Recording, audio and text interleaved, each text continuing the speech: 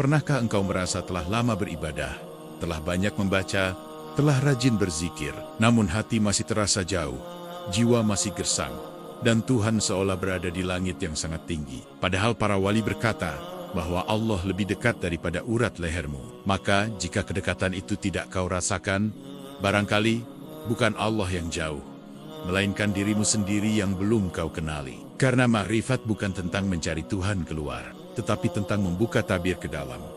Dan di sanalah rahasia terbesar perjalanan ruhani dimulai. Makrifat adalah puncak dari perjalanan ruhani seorang hamba. Sebuah keadaan batin ketika hati tidak lagi hanya mengetahui Tuhan melalui kata dan logika, tetapi menyaksikannya dengan kesadaran yang hidup. Karena makrifat bukan sekadar ilmu yang dihafal, melainkan cahaya yang dianugerahkan, dan cahaya itu hanya singgah pada hati yang disiapkan dengan kesungguhan, kejujuran, dan kerendahan diri.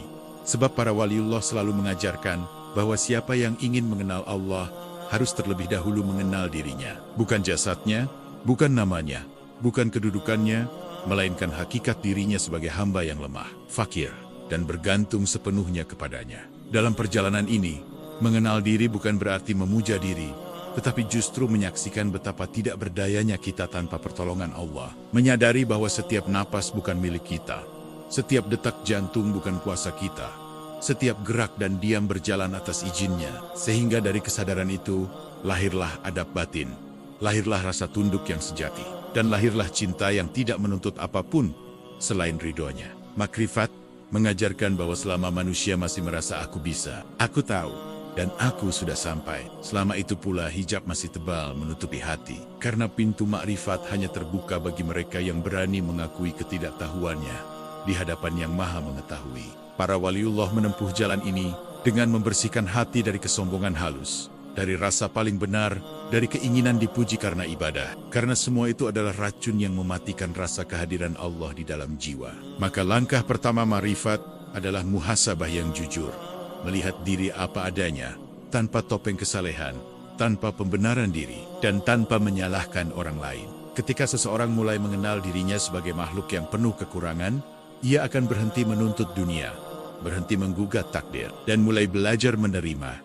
Karena penerimaan itulah pintu awal ketenangan. Dan ketenangan itulah ladang tumbuhnya cahaya makrifat. Makrifat juga mengajarkan bahwa Tuhan tidak dikenal melalui perdebatan panjang, tidak pula melalui pengakuan lisan semata, tetapi melalui penyucian hati yang terus-menerus, melalui kesabaran dalam ujian, melalui keikhlasan dalam amal kecil yang tersembunyi, dan melalui zikir yang dilakukan dengan hadirnya hati. Karena hati yang lalai hanya melahirkan suara, bukan kesadaran. Ketika hati mulai hadir, ketika zikir tidak lagi sekadar di bibir, maka perlahan tabir akan tersingkap, bukan dengan kilat yang mengejutkan, tetapi dengan cahaya lembut yang menenangkan, cahaya yang membuatmu memahami bahwa segala sesuatu berjalan dalam genggamannya. Disinilah makna sabda para arif, kenalilah dirimu, maka engkau akan mengenal Tuhanmu menjadi nyata. Karena saat engkau menyadari kefakiranmu, engkau akan mengenal kekayaannya.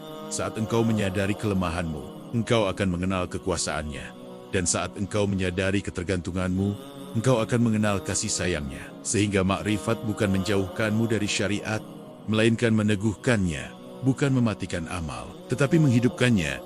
Karena setiap amal dilakukan bukan lagi karena takut atau berharap semata, melainkan karena cinta dan kesadaran akan kehadiran Allah dalam setiap detik kehidupan. Jika engkau merasa perjalanan ini berat, itu karena egomu masih melawan. Dan jika engkau merasa jalan ini asing, itu karena hatimu belum terbiasa jujur pada dirinya sendiri. Namun jangan berhenti, karena setiap langkah kecil menuju pengenalan diri adalah langkah besar menuju pengenalan Tuhan. Dan inilah pintu pertama ilmu para waliullah yang tidak pernah tertulis jelas di buku, tetapi terukir dalam hati mereka yang bersungguh-sungguh mencarinya. Setelah seseorang melangkah ke pintu pertama ma'rifat, ia akan mulai menyadari bahwa penghalang terbesar antara dirinya dan Allah bukanlah dosa lahir semata, bukan pula kurangnya amal, melainkan dirinya sendiri yang masih dipenuhi rasa memiliki, rasa ingin diakui, dan rasa merasa sudah sampai. Karena diri inilah hijab paling halus yang sering tidak disadari oleh para penempuh jalan ruhani. Mengenal diri dalam makna makrifat berarti melihat dengan jujur bagaimana ego bekerja di balik ibadah, bagaimana nafsu menyusup dalam doa, dan bagaimana keinginan tersembunyi sering bersembunyi di balik amal kebaikan. Sehingga seorang hamba belajar waspada bukan hanya terhadap maksiat yang tampak, tetapi juga terhadap kesalehan yang membanggakan diri. Para waliullah mengajarkan bahwa selama seseorang masih merasa amalnya membuat ia lebih baik dari orang lain, selama ia masih tersinggung ketika tidak dihargai, dan selama ia masih gelisah ketika dipandang rendah, maka selama itu pula ia masih terikat oleh diri yang palsu. Diri yang dibangun oleh ego, bukan diri sejati sebagai hamba. Karena hamba sejati tidak sibuk dengan penilaian manusia, melainkan sibuk menjaga adab di hadapan Allah. Dalam tahap ini, makrifat mengajakmu untuk memeriksa niat dalam setiap gerak, menimbang ulang tujuan dalam setiap langkah, dan meluruskan hati agar hanya Allah yang menjadi tujuan. Bukan pujian, bukan kedudukan, dan bukan pengakuan. Mengenal diri juga berarti menyadari bahwa seluruh kemampuan yang kita banggakan hanyalah titipan. Ilmu yang kita miliki bukan hasil kecerdasan semata, melainkan anugerah. Kekuatan yang kita rasakan bukan karena daya kita, melainkan karena izinnya. Sehingga dari kesadaran ini, lahirlah rasa syukur yang dalam. Syukur yang tidak hanya diucapkan, tetapi dirasakan. Syukur yang membuat hati tunduk dan lembut. Ketika hati menjadi lembut, ia mudah menerima nasihat, tidak keras membela diri, dan tidak tergesa-gesa menghakimi, karena ia tahu bahwa dirinya pun masih dalam proses diperbaiki oleh Allah. Pada tahap ini pula seorang salik mulai memahami bahwa ujian hidup bukan penghalang makrifat, melainkan sarana. Karena melalui kesulitan, Allah memperlihatkan kelemahan diri. Melalui kehilangan, Allah mengajarkan ketergantungan. Dan melalui kekecewaan, Allah memurnikan harapan agar tidak bersandar kepada selainnya. Maka orang yang mengenal diri tidak banyak mengeluh, tidak larut dalam penyesalan, dan tidak tenggelam dalam kecemasan. Karena ia melihat setiap peristiwa sebagai undangan untuk semakin dekat kepada Allah, bukan sebagai alasan untuk menjauh. Makrifat pada tahap ini juga mengajarkan bahwa diam terkadang lebih dalam daripada bicara, bahwa menangis dalam sujud lebih berharga daripada ribuan kata, dan bahwa kesendirian bersama Allah lebih menenangkan daripada keramaian yang penuh pujian. Karena di saat itulah hati belajar jujur tanpa topeng. Ketika engkau mampu duduk bersama dirimu sendiri, mengakui kelemahanmu tanpa mencari pembenaran, dan menyerahkan semuanya kepada Allah, maka saat itu engkau sedang melangkah keluar dari hijab diri, menuju cahaya pengenalan. Inilah fase di mana seorang hamba mulai merasakan bahwa dirinya bukan pusat segalanya, bahwa kehendaknya harus tunduk pada kehendak Allah, dan bahwa ketenangan sejati tidak lahir dari terpenuhinya keinginan, melainkan dari luruhnya keakuan. Karena semakin tipis rasa aku, semakin terang rasa dia. Dan di sanalah makrifat mulai bersemi dalam diam yang penuh makna. Ketika seseorang terus melangkah di jalan makrifat, ia akan sampai pada satu kesadaran yang mengguncang batin, yaitu bahwa selama ini yang menghalangi kehadiran Allah dalam hatinya bukanlah dunia di luar sana, melainkan ego di dalam dirinya yang selalu ingin diutamakan, dipenuhi, dan dibenarkan. Sehingga para waliullah menyebut tahap ini sebagai proses mematikan ego, bukan dengan membenci diri, tetapi dengan menundukkannya di hadapan Allah. Matinya ego bukan berarti hilangnya kepribadian atau berhentinya usaha, melainkan berhentinya rasa memiliki terhadap segala sesuatu. Karena pada saat itulah hati mulai hidup, merasakan bahwa segala yang ada hanyalah amanah yang sewaktu-waktu bisa diambil kembali oleh pemilik sejatinya. Dalam keadaan ini, seorang hamba tidak lagi mudah tersinggung, tidak mudah marah, dan tidak cepat merasa paling benar, karena ia telah belajar melihat segala sesuatu dari sudut pandang kehendak Allah, bukan dari kepentingan dirinya, sehingga pujian dan celaan terasa sama, datang dan pergi, tanpa menggetarkan hati. Para waliullah mengajarkan bahwa tanda ego masih hidup adalah ketika hati gelisah saat diremehkan dan berbunga saat dipuji. Maka selama perasaan itu masih mendominasi, perjalanan makrifat belum selesai. Karena hati masih dikendalikan oleh penilaian manusia, bukan oleh kesadaran ilahi. Makrifat mengubah cara pandang seseorang terhadap ibadah. Karena ibadah tidak lagi dijadikan alat untuk merasa lebih suci, tetapi sebagai kebutuhan jiwa yang haus akan kehadiran Allah. Sehingga salat menjadi tempat pulang, zikir menjadi napas kehidupan, dan doa menjadi percakapan batin yang jujur tanpa kepura-puraan. Ketika hati hidup, ibadah tidak terasa berat meski raga lelah, karena yang bergerak bukan lagi dorongan kewajiban semata, melainkan tarikan cinta yang halus namun kuat. Pada tahap ini pula seorang hamba mulai menyadari bahwa dirinya tidak memiliki apa-apa, bahkan dirinya sendiri bukan miliknya. Sehingga rasa takut kehilangan dunia perlahan memudar, digantikan oleh rasa takut kehilangan adab di hadapan Allah. Karena baginya, kehilangan harta masih bisa ditanggung, tetapi kehilangan rasa kehadiran Allah adalah kehampaan yang paling menyakitkan. Dari sinilah lahir kezuhudan sejati, bukan menjauhi dunia secara lahiriah, tetapi tidak membiarkan dunia menguasai hati, karena dunia hanya dijadikan sarana untuk mendekat, bukan tujuan untuk dipertuhankan. Matinya ego juga melahirkan keluasan hati dalam memandang perbedaan, karena orang yang mengenal dirinya tahu bahwa kebenaran mutlak hanya milik Allah. Sementara manusia hanya diberi bagian kecil sesuai kadar kesiapan hatinya, sehingga ia tidak sibuk menyalahkan, tidak tergesa-gesa memvonis, dan tidak memaksakan pemahamannya kepada orang lain. Ia lebih memilih memperbaiki diri daripada mengoreksi orang lain, karena ia sadar bahwa perjalanan setiap jiwa berbeda, dan hidayah tidak bisa dipaksakan, melainkan dititipkan oleh Allah pada waktu yang tepat. Disinilah cahaya makrifat mulai menerangi batin. Bukan dalam bentuk penglihatan luar biasa atau pengalaman spektakuler, tetapi dalam bentuk ketenangan yang stabil, kesabaran yang lapang, dan keikhlasan yang konsisten. Karena tanda makrifat sejati adalah akhlak yang semakin lembut, bukan klaim yang semakin tinggi, dan siapa yang benar-benar hidup hatinya.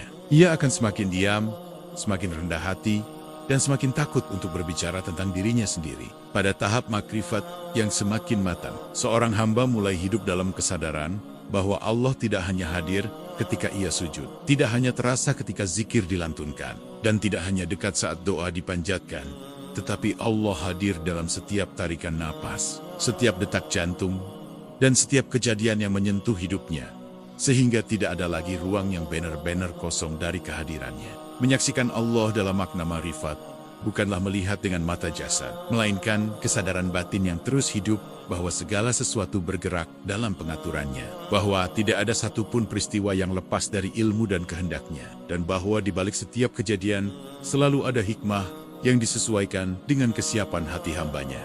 Dalam kesadaran ini, cara pandang terhadap hidup berubah secara perlahan namun mendalam. Karena seorang hamba tidak lagi memandang kesenangan sebagai tanda cinta mutlak dan kesulitan sebagai tanda murka, melainkan melihat keduanya sebagai bentuk pendidikan ilahi yang bertujuan mendewasakan ruhani. Ketika diberi kelapangan, ia tidak larut dalam euforia dan lupa diri, karena ia sadar bahwa nikmat adalah ujian yang halus. Dan ketika diberi kesempitan, ia tidak tenggelam dalam keputusasaan, karena ia yakin bahwa ujian adalah jalan pemurnian hati. Dari sinilah lahir keseimbangan batin, di mana hati tidak naik terlalu tinggi saat senang dan tidak jatuh terlalu dalam saat sedih. Karena sandarannya bukan keadaan, melainkan Allah yang maha tetap. Para waliullah mencapai derajat ini melalui latihan kesadaran yang panjang, melalui kesabaran dalam menanggung hal-hal yang tidak mereka sukai, dan melalui keikhlasan dalam menerima hal-hal yang tidak sesuai dengan keinginan mereka, sehingga hidup mereka menjadi cermin adab di hadapan Allah.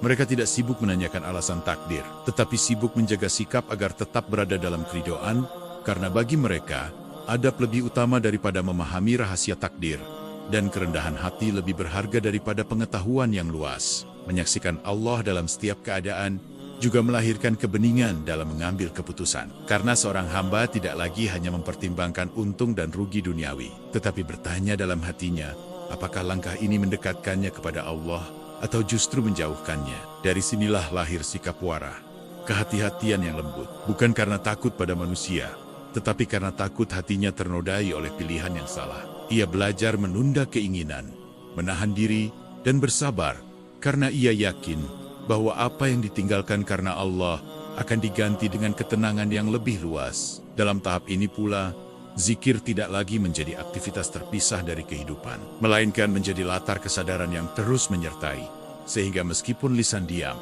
hati tetap mengingat, dan meskipun raga sibuk, batin tetap terhubung. Seorang hamba bisa bekerja, berinteraksi, dan menjalani peran duniawinya tanpa kehilangan rasa kehadiran Allah, karena hatinya telah terlatih untuk kembali setiap kali ia mulai lalai. Inilah makna zikir yang hidup, zikir yang tidak terikat oleh tasbih dan waktu tertentu, tetapi mengalir bersama kesadaran. Kesadaran akan kehadiran Allah juga membentuk akhlak yang dalam dan konsisten. Karena seseorang menjadi sangat berhati-hati dalam bersikap, berbicara, dan berniat, sebab ia merasa selalu berada dalam pengawasan penuh kasih dari Tuhannya. Ia tidak berani menyakiti, tidak tega merendahkan, dan tidak ringan menzalimi. Karena ia sadar bahwa setiap perbuatan akan meninggalkan jejak di hatinya sendiri sebelum dicatat sebagai amal. Dari sinilah lahir kelembutan, kesabaran, dan empati yang tulus. Bukan sebagai strategi sosial, tetapi sebagai pantulan dari hati yang telah disentuh cahaya makrifat. Menyaksikan Allah dalam setiap keadaan juga membuat seorang hamba mampu berdamai dengan masa lalu, menerima dirinya dengan segala keterbatasan, dan melangkah ke depan tanpa beban berlebihan. Karena ia yakin bahwa Allah Maha Mengampuni dan Maha Membimbing. Ia tidak terjebak dalam rasa bersalah yang melumpuhkan, tetapi menjadikannya sebagai dorongan untuk lebih mendekat. Karena ia memahami bahwa Allah lebih mencintai hamba yang kembali dengan hati hancur daripada hamba yang merasa dirinya selalu benar. Dan pada akhirnya, hidup dalam penyaksian ini menjadikan dunia terasa sebagai ladang pengabdian, bukan medan pertarungan ego, sehingga setiap peran dijalani dengan niat ibadah. Setiap pertemuan dijalani dengan adab, dan setiap perpisahan diterima dengan keikhlasan. Inilah keadaan batin yang dicapai oleh para arif billah ketika hati mereka selalu pulang kepada Allah, meski kaki mereka tetap melangkah di bumi. Dan dari sinilah makrifat memancarkan kedamaian yang tidak tergantung pada apapun selain kehadirannya. Pada puncak perjalanan makrifat, seorang hamba tidak merasa telah sampai, tidak merasa lebih tinggi, dan tidak merasa memiliki keistimewaan apapun. Justru yang ia rasakan adalah kembalinya dirinya sebagai hamba yang sepenuhnya bergantung kepada Allah. Karena semakin dalam pengenalan seseorang kepada Tuhannya, semakin dalam pula kesadarannya akan kefakiran dirinya. Inilah paradoks makrifat yang hanya dipahami oleh hati yang telah ditempa, bahwa semakin dekat kepada Allah, semakin hilang rasa memiliki terhadap diri sendiri, dan semakin luruh keinginan untuk diakui sebagai apapun di hadapan manusia. Buah makrifat tidak terlihat dari klaim, pengalaman batin yang diceritakan, atau kata-kata tinggi yang diucapkan, melainkan dari bagaimana seseorang menjalani hidupnya dengan penuh adab, kesederhanaan, dan tanggung jawab. Seorang yang benar-benar menempuh jalan makrifat akan semakin membumi, semakin mudah berkhidmat, dan semakin ringan membantu tanpa pamrih. Karena ia tidak lagi mencari balasan dari manusia, melainkan ridha dari Allah. Ia tidak menjadikan spiritualitas sebagai pelarian dari dunia, tetapi menjadikannya sebagai cahaya untuk menjalani dunia dengan benar. Dalam tahap ini, ibadah tidak lagi dipisahkan dari akhlak. Karena ia sadar bahwa kedekatan kepada Allah tidak sah tanpa kebaikan kepada makhluk. Sehingga salatnya menjaga perilakunya, zikirnya melembutkan lisannya, dan doanya membimbing tindakannya. Ia menjadi pribadi yang amanah, dapat dipercaya dan menenangkan, karena hatinya telah belajar jujur di hadapan Allah. Dan kejujuran itu memancar dalam setiap aspek kehidupannya. Makrifat juga mengajarkan kesiapan untuk diuji dengan cara yang lebih halus. Karena semakin tinggi kesadaran, semakin besar tanggung jawab batin, sehingga seorang hamba tidak lagi meminta jalan yang mudah, tetapi meminta hati yang kuat dan lurus dalam menghadapi apapun yang Allah tetapkan. Ia memahami bahwa ujian bukan tanda kegagalan, melainkan tanda perhatian, dan bahwa Allah mendidik hamba-hamba pilihannya dengan cara yang berbeda, sesuai dengan kadar kesiapan jiwa mereka. Pada tahap ini pula, seorang hamba tidak lagi sibuk menilai perjalanan orang lain, karena ia sadar bahwa setiap jiwa memiliki jalannya sendiri, waktu terbukanya sendiri, dan takaran ujian sendiri. Ia tidak mudah menghakimi, tidak tergesa menyimpulkan, dan tidak memaksakan pemahaman makrifatnya kepada siapapun. Karena ia tahu bahwa cahaya tidak bisa dipaksa masuk, melainkan harus disambut oleh kesiapan hati. Sikap inilah yang menjadikan para waliullah dicintai, bukan karena kata-katanya yang keras, tetapi karena kehadirannya yang meneduhkan. Kembali sebagai hamba berarti kembali hidup dengan penuh kesadaran bahwa tujuan akhir bukan pengalaman batin, bukan ketenangan semata, dan bukan pula kedudukan spiritual, melainkan perjumpaan dengan Allah dalam keadaan hati yang bersih dan ridha. Oleh karena itu, seorang arif billah selalu menjaga taubatnya, menjaga kerendahan hatinya, dan menjaga rasa takutnya akan kelalaian. Karena ia tahu bahwa hati bisa berbolak-balik, dan hanya dengan pertolongan Allah, ia bisa tetap istiqomah. Dan pada akhirnya, ma'rifat bukanlah cerita tentang kehebatan manusia mengenal Tuhan, tetapi tentang kemurahan Allah yang berkenan memperkenalkan dirinya kepada hamba yang mau merendah, mau jujur, dan mau berjalan dengan sabar. Barang siapa memulai perjalanan ini dengan niat yang lurus, melanjutkannya dengan kesungguhan, dan menjalaninya dengan adab, maka meskipun ia tidak dikenal manusia, hatinya akan dikenal di langit. Dan meskipun hidupnya sederhana, jiwanya akan kaya dengan cahaya kehadiran Allah. Inilah akhir dari perjalanan makrifat di dunia,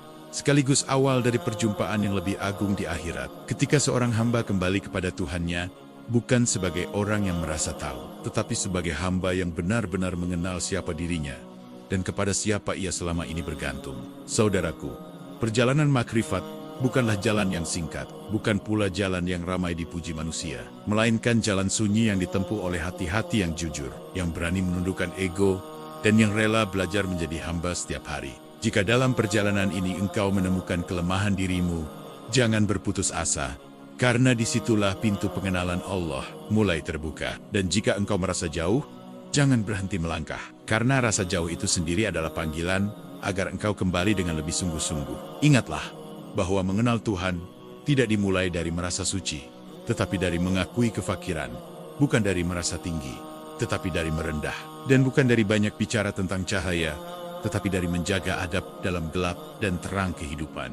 Semoga video ini tidak berhenti sebagai bacaan, tetapi menjadi cermin untuk menata hati, memperbaiki niat, dan menumbuhkan kesadaran bahwa Allah selalu dekat bagi siapapun yang mau kembali dengan tulus. Jika engkau merasakan manfaat dan ketenangan dari pembahasan ini, dukung dakwah Cahaya Makrifat ini dengan menekan tombol like, tuliskan renunganmu di kolom komentar, dan jangan lupa subscribe agar kita bisa terus berjalan bersama, menapaki jalan pengenalan diri dan pengenalan Tuhan. Semoga Allah memberkahi setiap langkah kita, melembutkan hati kita, dan mempertemukan kita dengannya dalam keadaan ridha dan diridhoi.